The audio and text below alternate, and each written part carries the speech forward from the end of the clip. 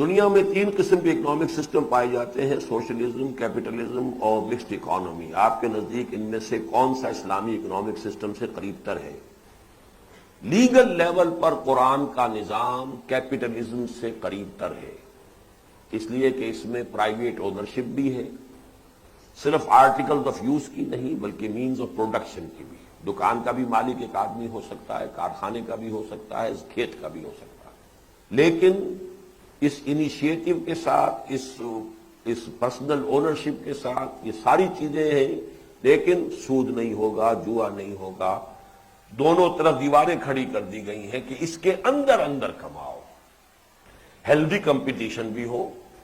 ایک دوسرے سے آگے بڑھو، زیادہ محنت کرو گے زیادہ کماؤ گے، کرو سب، انیشیٹو ہو، کمپٹیشن ہو، سب چیزیں ہوں، لیکن حلال کے اندر اندر۔ ایک تو یہ ہے کہ ماڈرن کیپٹلزم سے یہ یہاں مختلف ہو گیا۔ ثانیاً اس کے اندر ایک ڈائمنشن ہے کہ جو روحانی ہے، کہ اخلاقی اور روحانی سطح پر وہ یہ بھی کہتا ہے کہ اپنے لیے اپنی ضروریات کو کم سے کم رکھ کر جو بھی ضرورت سے زائد ہے اسے غریبوں، محروموں، مسکینوں، یتیموں، اللہ کے دین کے لیے دے دو، لیکن اس پر جبر نہیں کرتا۔ البتہ جو شخص خاص حد سے آگے نکل جائے اس سے اس اعتبار سے ان لوگوں کے لیے کہ جو کسی وجہ سے پیچھے رہ گئے ہوں ان کی کفالت کے لیے زکوٰۃ لینی جائے گی۔ بس یہ تین چیزیں ایڈ کر دی جائیں موجودہ کیپٹلسٹک نظام میں تو لیگل لیول پر وہ اسلام کا نظام بن جائے گا۔ ہائر اینڈ فائر صحیح ہے، آپ جس کو ملازم رکھنا چاہتے ہیں، جو تنخواہ آپ دیتے ہیں وہ اسے قبول ہے تو کام کرے، اور اگر وہ آپ کی مرضی کے مطابق کام نہیں کر رہا تو آپ شام کو اسے کہہ سکتے ہیں صبح یہاں سے میرے کام پہ مت آنا، دس از دی چیک، یہ آج شام تک کی تمہاری تنخواہ جو ہے وہ یہ ہے، صبح مت آنا، اس لیے کہ اجیر اور مستاجر کے درمیان باہمی رضامندی سے ہی معاملہ چل سکتا ہے۔ اسی طریقے سے کنٹرولز غلط ہے، وہ کنٹرول اللہ نے خود کر دیا، سود روک دیا، جوا روک دیا، فارورڈ ٹریڈنگ کی اکثر صورتیں روک دی،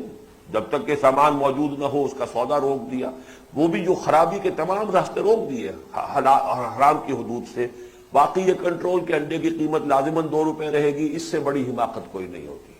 اس کو آپ مارکیٹ جو فورسز کہلاتی ہیں، ڈیمانڈ اینڈ سپلائی، اس پر چھوڑ دیجیے۔ اگر ڈیمانڈ زیادہ ہے، سپلائی کم ہے، قیمت 5 روپے ہو سکتی ہے، ہونے دیجیے، جس کے پاس 5 روپے وہ انڈا کھائے، جس کے پاس نہیں ہے نہ کھائے۔ اگر پروڈکشن زیادہ ہے، ڈیمانڈ کم ہو گئی ہے تو اس کی قیمت 1 روپیہ ہو جائے گی، ہونے دیجیے۔ یہ جو ہے ہائر اینڈ فائر اور مارکیٹ اکانومی، یہ بالکل صحیح اصول ہے اور شریعت کے اندر بھی یہی اصول ہے۔ آرٹیفیشل کنٹرول سوائے بے ایمانی کے، ہولڈنگ کے اور دھوکے کے اور جھوٹ کے، اور اس سے کچھ پیدا نہیں ہوتا۔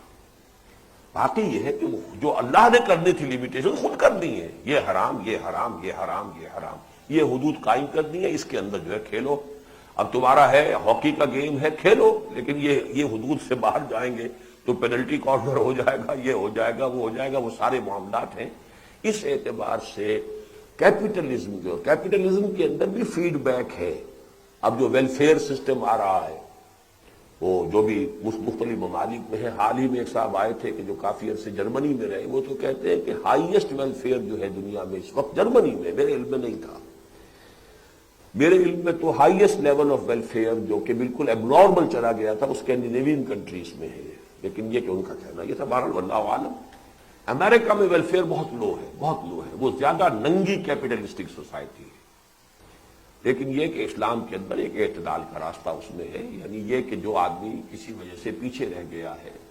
تو اب اس کو نہ چھوڑ دیا جائے کہ اپنی قسمت پر فاقہ آئے تو فاقہ آئے، مر رہا ہو تو بھوکا مرے۔ اس کی بیسک ضروریات، اس کے بچوں کی تعلیم، اس کی کفالت، اس کے علاج، یہ سارے معاملات کے اندر ریاست ذمہ دار ہے، اور سبسسٹنس لیول کے اوپر اس کے باقی اخراجات بھی حکومت کے ذمہ